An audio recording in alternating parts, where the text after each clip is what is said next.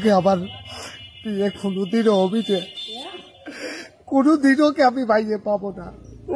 সুপ্রিয় দর্শক মন্ডলী, আমরা এসে গেছি সুমন খান 007 চ্যানেলের ফেসবুক লাইভের পক্ষ থেকে আপনাদেরকে জানাই আন্তরিক অভিনন্দন ও শুভেচ্ছা।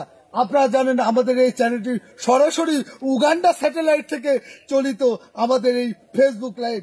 আপনারা দেখতে পাচ্ছেন আমার পিছনে যে তেলজুড়ি বাজারের হার্ডিং ব্রিজ, এর ভেতরেই কিন্তু এর নিচ দিয়েই কিন্তু আগামী 26 তারিখ কিন্তু আমাদের তেলজুড়ি মেলা অনুষ্ঠিত হবে।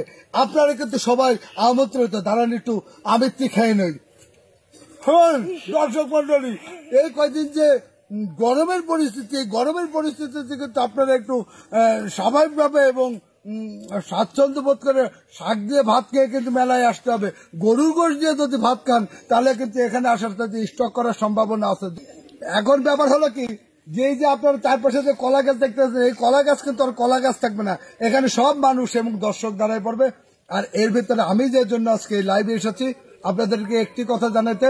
আপনারা জানেন যে গত শীত এবং গত গরম থেকে আমি যে মেয়ে খুঁজতেছিলাম বিবাহের জন্য, আজকে সুমন বাবাকে বললো যে চলো এখানে একটু ভিজিট করে আসি, এখানে একটা বড় মেলা অনুষ্ঠিত হবে, ওই দিনকে তো একটা মেয়ে পাওয়ার চান্স আছে। ঠিক আছে, আমি এর ভিতরে আমাদের একজন আমন্ত্রিত অতিথি আমির চারু বাবলুকে ডেকে নেব, তাকে এই পাত্রী রেখা সম্পর্কে কিছু বক্তব্য প্রদানের জন্য। আমি তাকে কয়েকটি প্রশ্ন করবো, আশা করি আমির চারু সেটার ভালো উত্তর দিবেন। তো দর্শক, আপনারা দেখতে থাকুন আমাদের লাইভ।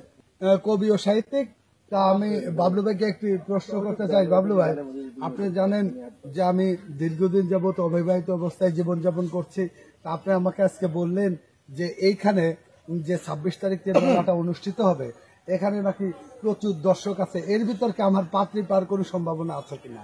বিশাল একটা সম্ভাবনা আছে। আমরা আশা করি যে হাজার হাজার দর্শক হবে এই মেলায়, এই নৌকাবাজ দেখার জন্য।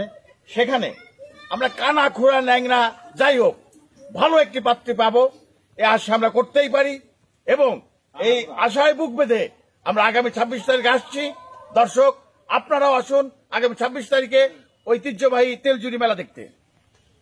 যে আমার জন্য কিন্তু উনি অলরেডি কানা এবং খুড়ায় সাথে কিন্তু ল্যাংড়া এরকম একটা মেয়ে খোঁজার জন্য উনি খুব উদ্গ্রীব। তো দর্শক, আমি আপনাদের কাছে একটি কথা জানাইতে চাই।